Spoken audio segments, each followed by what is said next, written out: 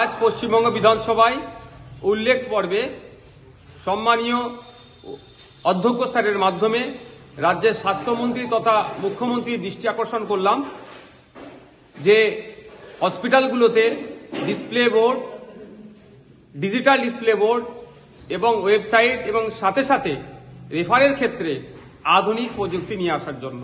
কারণ আমরা দেখেছি রোগীকে ভর্তি করার ক্ষেত্রে সবথেকে বেশি সমস্যা হয় যখন রেফার করে জেলা হসপিটালগুলো থেকে যখন শহরের দিকে যায়, বেড নাই, এ নাই, ত্যান নাই করতে করতে সারা রাত অনেকে ঘুরতে হয় রোগীকে নিয়ে, বা 10,000 20,000 টাকা তাদেরকে দিয়ে বেড পেতে হয়। এই বিষয়টা নিয়ে আমরা দেখেছিলাম মুখ্যমন্ত্রীও কিন্তু ক্ষোভ প্রকাশ করেছেন দালাল রাজ বন্ধ করার জন্য।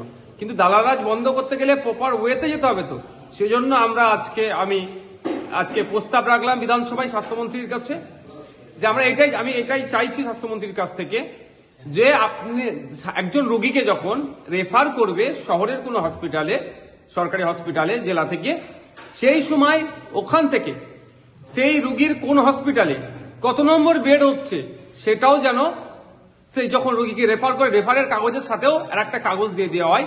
ফলে রোগী তাহলে কি হবে, সেখানে গিয়ে ভর্তি হয়ে যাবে এবং তৎক্ষণিক সে সিটটা পেয়ে যাবে। আমি উদাহরণস্বরূপ যদি বলি, আমাদের চুচুড়া ইমামবাড়া হসপিটাল থেকে কেউ কোনো একজন রোগীকে কলকাতায় রেফার করছে, কলকাতা কোথায় রেফার করবে, সে হসপিটালটা কোথায়, ওখানেই রোগীর হাতে যেন, রোগীর পরিবারের হাতে যেন কাগজ তুলে দেওয়া হয় যে SSKM, পিজি, আরজি কর, NRS যেখানে এবং কত নম্বর বেড সেটাও যেন তুলে দেওয়া হয়।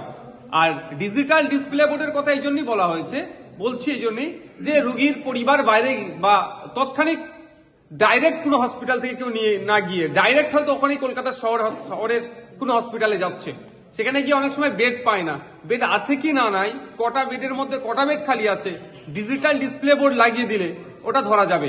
ফলে তাদের রোগীগুলোর সাথে কেউ অনৈতিক কাজ করতে পারবে না। তবে এইগুলোর এতও প্রয়োজন হতো না। আমি বিগত দিনে যে প্রস্তাবটা দিয়েছিলাম, আমি রাজ্য সরকারের কাছে প্রস্তাব রেখেছিলাম প্রতিটা জেলায় একটা করে ওই পিজি হসপিটাল, NRS এর মতো, আরজি করার মতো উন্নত মানের একটা প্রতি জেলায় একটা করে হসপিটাল করা হোক। কিন্তু দুর্ভাগ্যের বিষয় সে কথায় কর্ণপাত করেনি। তা আমাদের কোনো সময় বাংলার মানুষ সুযোগ দিলে আমরা শিক্ষা, স্বাস্থ্য, কর্মসংস্থানে আমূল পরিবর্তন করব।